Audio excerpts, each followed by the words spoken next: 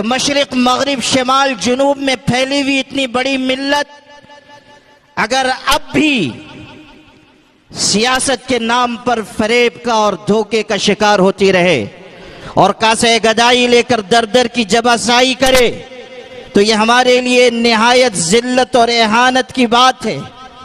وقت آ گیا ہے کہ ہم سیاسی خود مختاری کا راستہ اختیار کریں۔ ہم نے آزادی کے بعد سے اس ملک میں یہ سنگین غلطی کی کہ ہم سیاسی غلامی کے راستے پر چلے۔ بابر جب اس ملک میں آیا تھا اس کے لیے اس کی سواری کے لیے ہاتھی پیش کیا گیا۔ ہاتھی اس کے لیے نئی چیز تھی۔ اس نے ہاتھی پر ایک چھلانگ لگا کر وہ ہاتھی پر بیٹھا اور اس نے فیلبان سے کہا کہ مجھ کو لگام دے دو۔ فیلبان نے ہاتھ جوڑے اور کہا حضور یہ گھوڑا نہیں ہے، یہ ہاتھی ہے، اسے میں ہی لے کر چلوں گا۔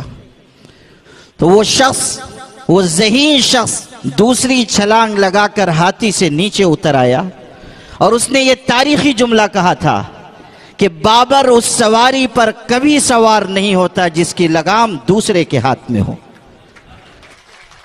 ہم نے وہ راستہ اور طریقہ اختیار کیا سیاسی غلامی کا، اور ان سیاسی سواریوں پر ہم سوار ہوئے جن کی لگام دوسروں کے ہاتھ میں ہے۔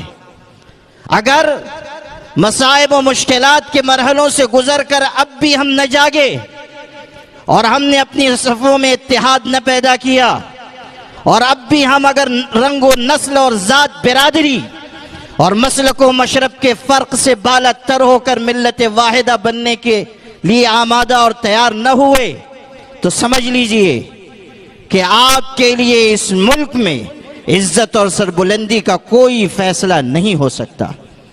باتوں سے، نعروں سے اور جذبات اور امنگوں سے کسی قوم کی تقدیر نہیں بدلتی۔ قوموں کی تقدیر اگر بدلتی ہے تو حسن نیت اور حسن عمل سے بدلا کرتی ہے، اتحاد سے، اتفاق سے بدلا کرتی ہے۔